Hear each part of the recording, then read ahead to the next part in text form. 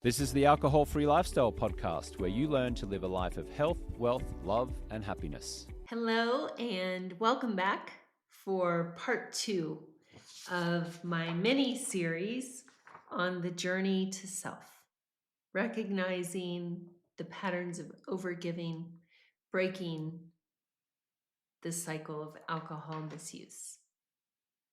I'm your host on this episode, Victoria English, head coach at Alcohol Free Lifestyle.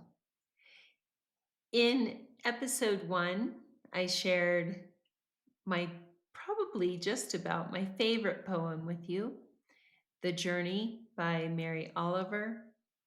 And you can look that up anywhere. It's quite popular. And as I shared, it really has resonated with me over the years. And we talked about recognizing patterns of codependency and how those patterns could fuel our drinking. I also emphasize the importance of breaking free of that. And it's okay if you don't know how. And removing alcohol can certainly facilitate those healthy changes. In this episode, we're going to talk about rewiring the brain for internal validation, the neuroscience of codependency and alcohol, and how to break the codependency alcohol connection. So let's get started.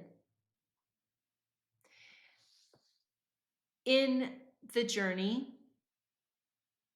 there's a beautiful line by Mary Oliver, and she wrote, "There was a new voice, which you slowly recognized as your own."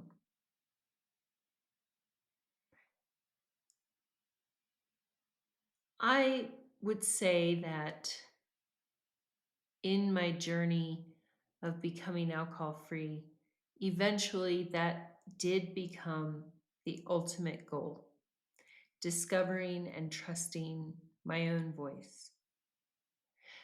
When I was drinking, the goal was to stop drinking. Well, of course, like most of you guys, the goal was to manage my drinking. Once I realized that, that wasn't working out, the goal became to stop drinking.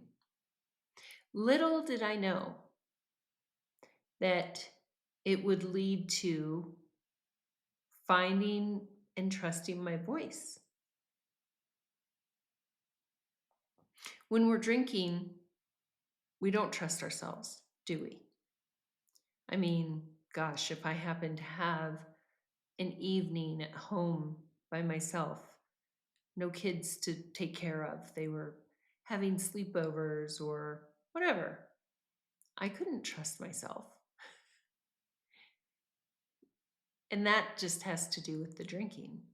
When we stop drinking, and I see this very often in my coaching here at Alcohol Free Lifestyle in Project 90, which is the 90-day alcohol cessation program, as well as in the Beyond 90 program, which is our program that takes members from 3 months to 1 year and beyond alcohol free. It is a process to learn to trust and recognize their own voice. They doubt themselves. Is this the right decision? Should I say this? Oh, I don't know. It's because alcohol disconnects us from ourselves so profoundly. And we don't even realize it really until we have some space between that last drink and now. And so I think the beauty in that line, there was a new voice which you slowly recognized as your own, really summarizes that becoming. Because it doesn't say which you recognized as your own. Slowly. Like, wait, that sounds familiar. That sounds like someone I know. That's what it's like to release alcohol.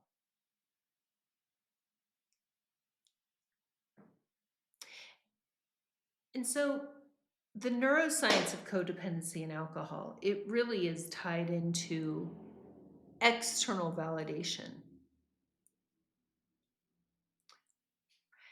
External validation creates a dopamine loop, meaning that if we make someone happy, which I don't know how you can make someone anything, but let's say we do something and we notice that we make someone happy. So, for example, I shared a bit about growing up. If I could do something good, really good, I would notice that it would make my mom happy in that moment. And I would get a hit of dopamine. Oh, yay, she's happy. I'm going to do that again. Maybe the next time it wouldn't make her so happy. And so I would learn, oh, I have to do better. So I would try. And so that dopamine loop showed up in so many different areas of my life. I remember in college, I was a college girl in Florida in the 80s and early 90s. It was very, very focused on looks, how a girl looked, what her body looked like.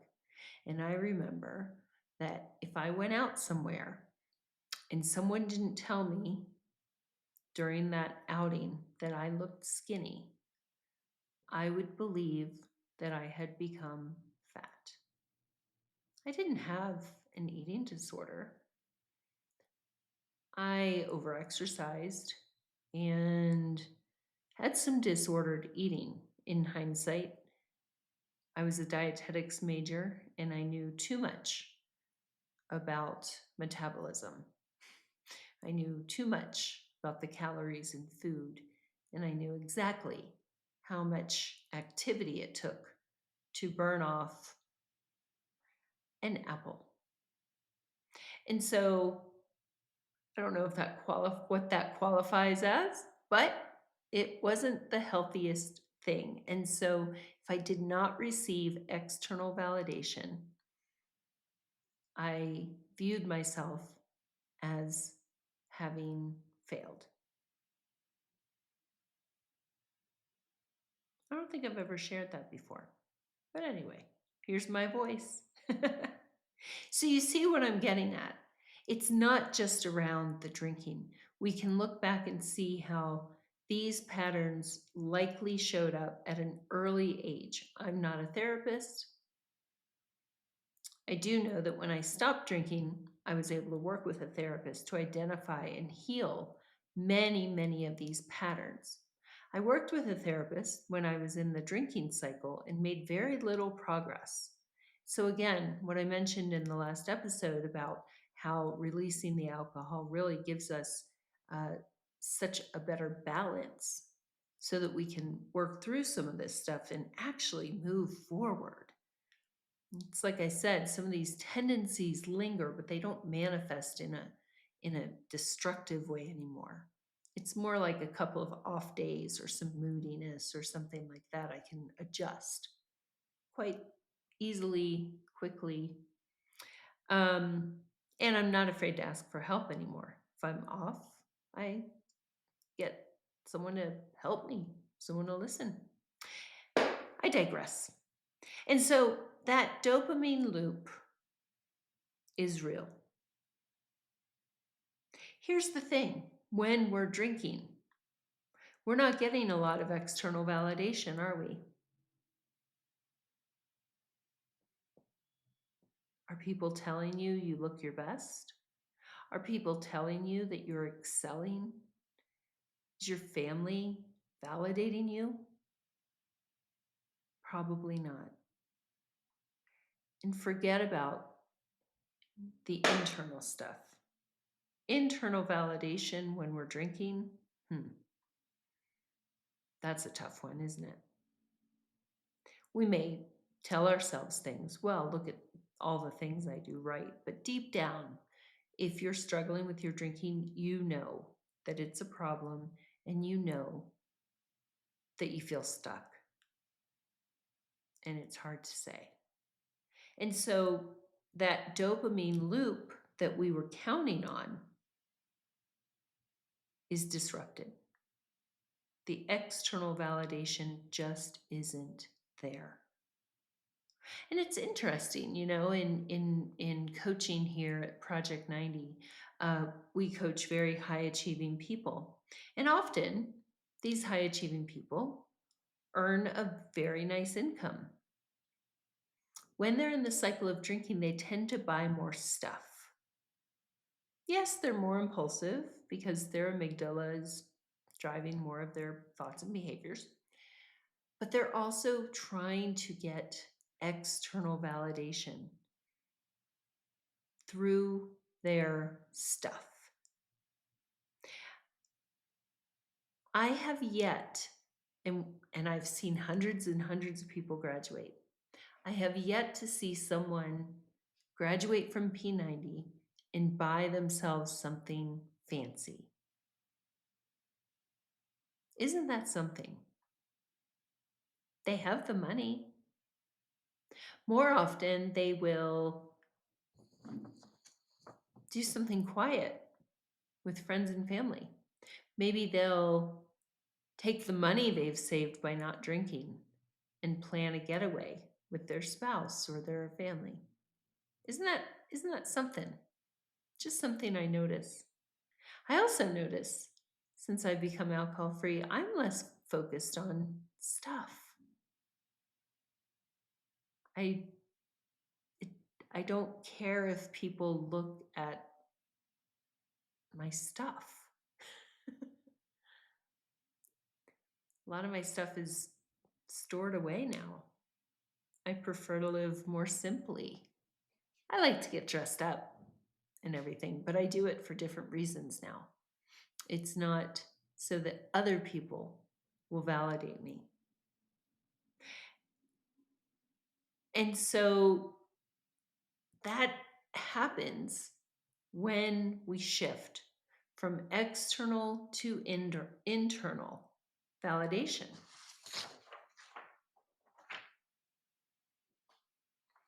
How do you do that? How in the world do you do that? Well, there's a few things, and we'll get to them. Hi there, James Swanwick. Just a quick invitation for you to watch the scientifically proven stop drinking methodology that's been helping hundreds of successful people all over the world to reduce or stop drinking. If you go to alcoholfreelifestyle.com/project90, you can watch the free neuroscience-based training. There's also a link in the show notes. Okay, back to the show. But when we rely on others to make us feel worthy, it's not going to bring us long-term happiness. And if that's something we don't believe we can have, we are more vulnerable to looking for short-term happiness in a glass of alcohol.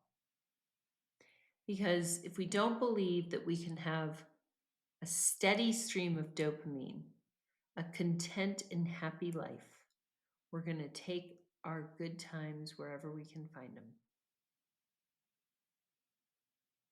So we're looking at what's sustainable, aren't we? Is this a sustainable pattern that you want to stay in?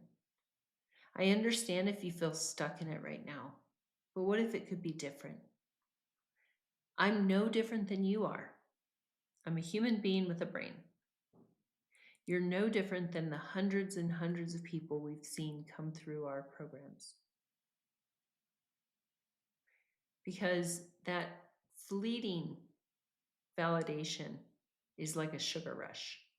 Feels good in the moment and leaves you in deprivation and craving.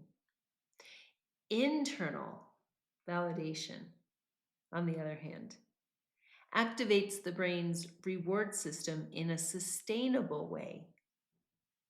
And so practicing mindfulness, writing, um, anything that feels good to you. I loved poetry my whole life. I used to write a lot of poetry, and sometimes I think, I want to write poetry again, and I will. I didn't read it for a long time. And so when I stopped drinking, I found joy again in reading poetry.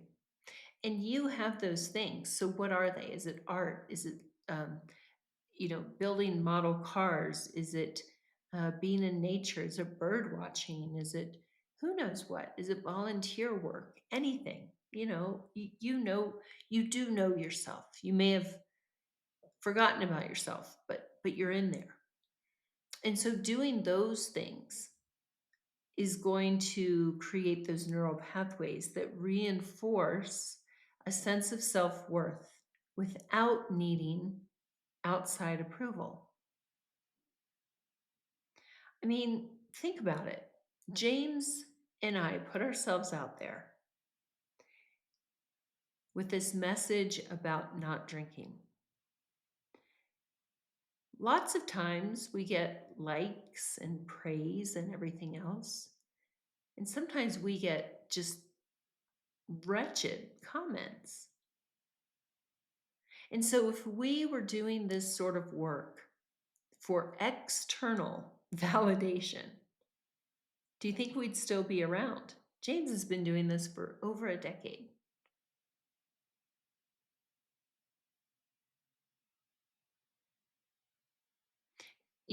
I mean, you've got to have some internal validation to do this sort of work.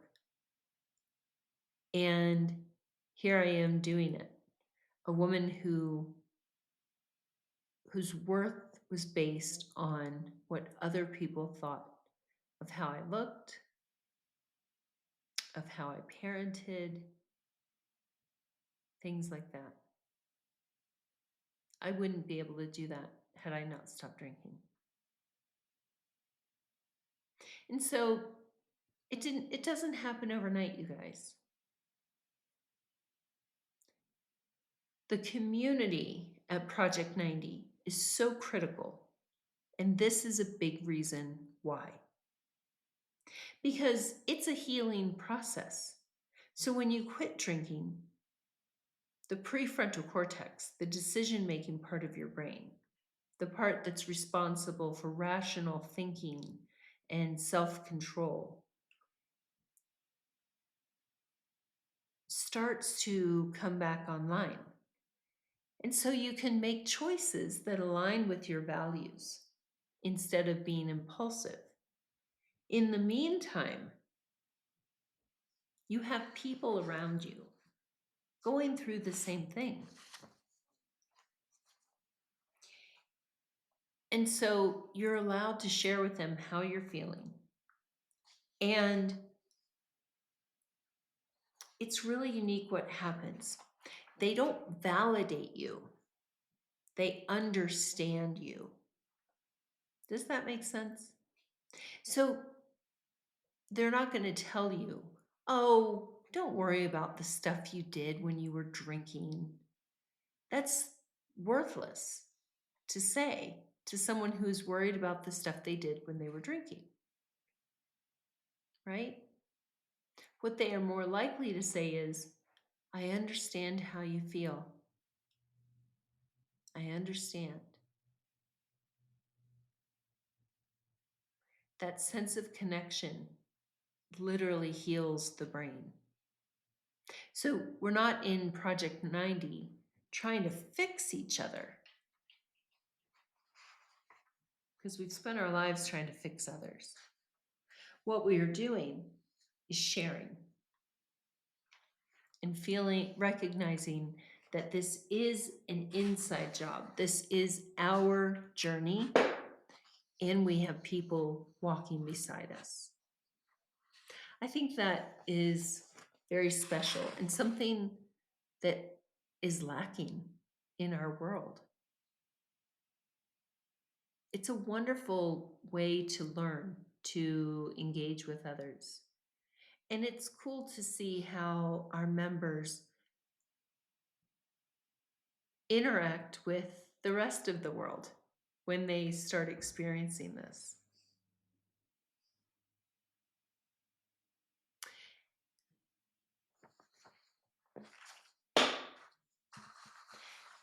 Another thing that happens as we move toward internal validation is we can rewire the default mode network.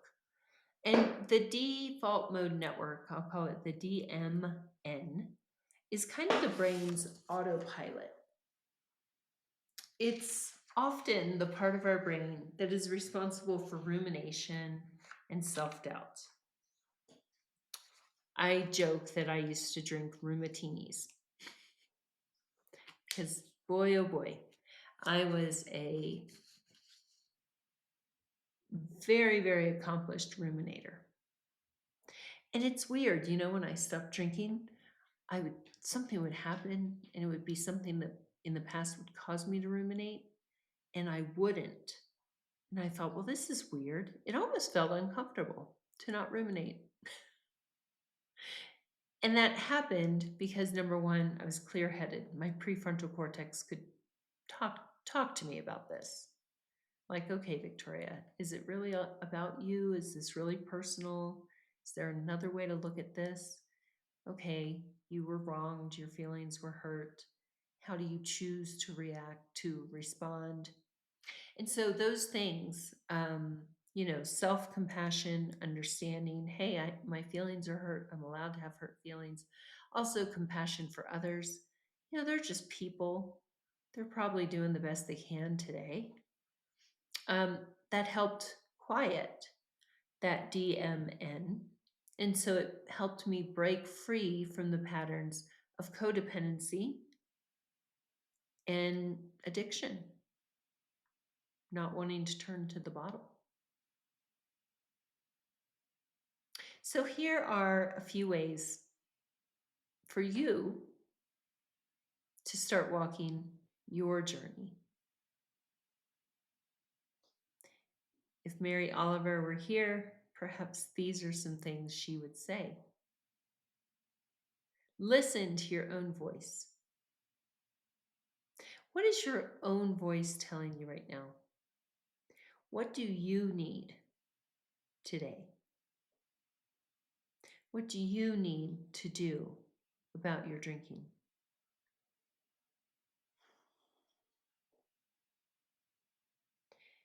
Set boundaries without guilt. Is saving your own life really being selfish?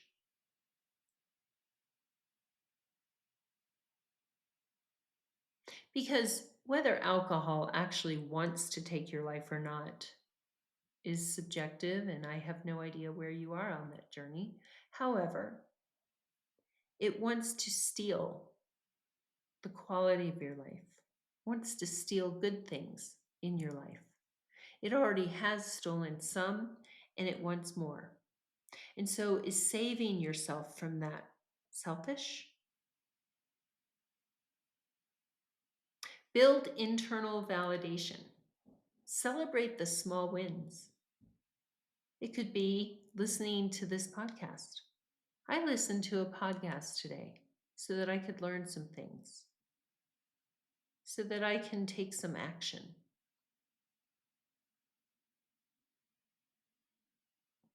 I went for a walk today. I put my phone away and truly enjoyed nature, whatever it is. And embrace discomfort. Growth is uncomfortable. Getting sober is uncomfortable in the beginning. Drinking is more uncomfortable. The discomfort that you will go through, and again, if you go through it with us, you're not going to be alone. The discomfort is proof that you are changing, proof that you are building a life that is truly yours.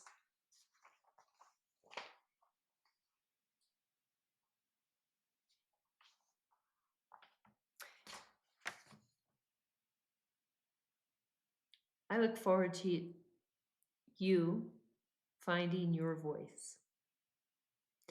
I look forward to hopefully walking with you as we stride deeper and deeper into the world. What would it mean for you to truly listen to your own voice today? We're here to chat when you're ready. I hope you'll listen to your voice. Thank you for joining me today, and I'll see you next time. Thanks so much for listening. If you'd like to learn more about our stop drinking services, you can go to alcoholfreelifestyle.com. You can follow me on Instagram at James Swanwick. Our YouTube channel is at alcoholfreelifestyle.com/YouTube, or you can send me an email at james@alcoholfreelifestyle.com.